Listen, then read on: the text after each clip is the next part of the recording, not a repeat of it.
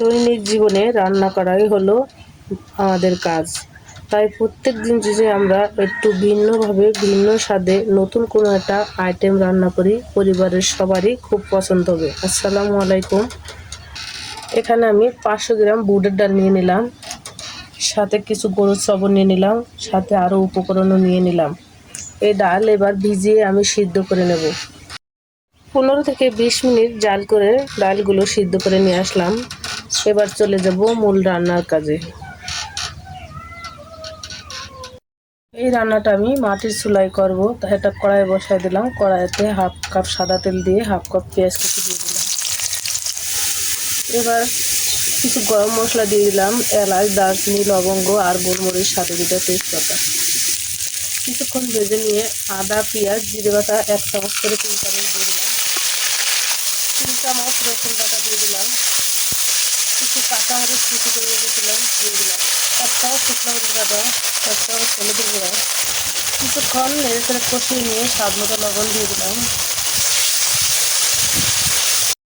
কিছুভাবে নেড়েচেড়ে মশলা কষিয়ে নিচ্ছি। মশলা থেকে তেল ছেড়ে দিয়েছে, এবার দিয়ে দেবো সবজিগুলো। সবজিগুলো ভালোভাবে নেড়েচেড়ে মশলার সাথে কষিয়ে নেব। কষিয়ে নিয়ে এবার সিদ্ধ করা ডালগুলো দিয়ে দিলাম। সমস্ত উপকরণ একসাথে ভালোভাবে নেড়েচেড়ে মিশিয়ে নিলাম।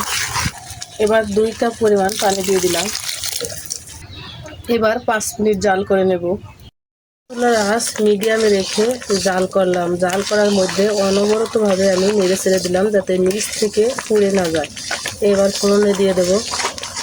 দেওয়ার জন্য 1 কাপ সাদা তেল দিয়ে দিলাম, তার মধ্যে 3টে শুকনো মরিচ দিয়ে দিলাম, পেঁয়াজ আর রসুন কুচি দিয়ে দিলাম 1 কাপ, 3টা লবঙ্গ, 5-6টা গোলমরিচ দিয়ে দিলাম। পেঁয়াজের কালার এসে গেছে, এবার দিয়ে দেবো ডাল। আবারও কিছুক্ষণ নেড়ে ছেড়ে দেবো। এভাবে যদি সবজি ডাল আমার ঘরে রান্না করা হয়, অন্য কোনো তরকারি লাগে না।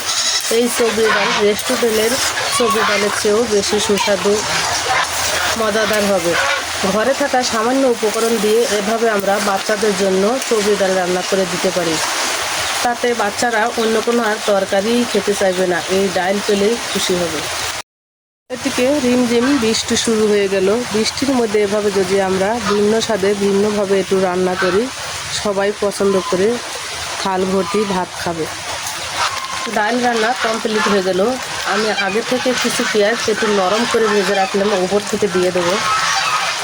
এতে করে ডালের স্বাদটা বেশি ভালো লাগে। তা বলের মধ্যে পরিবেশন করে নিলাম। উপর থেকে কিছু ভাজা জিরের গুঁড়ো দিয়ে দিলাম।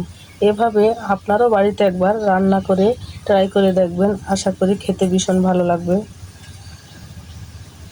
আমার এই রান্নাটা যদি ভালো লেগে থাকে, পাশে থেকে সাপোর্ট করবেন, লাইক, কমেন্ট, শেয়ার করবেন। আর ইউটিউব চ্যানেল থেকে দেখলে ইউটিউব চ্যানেলটাকে সাবস্ক্রাইব করবেন।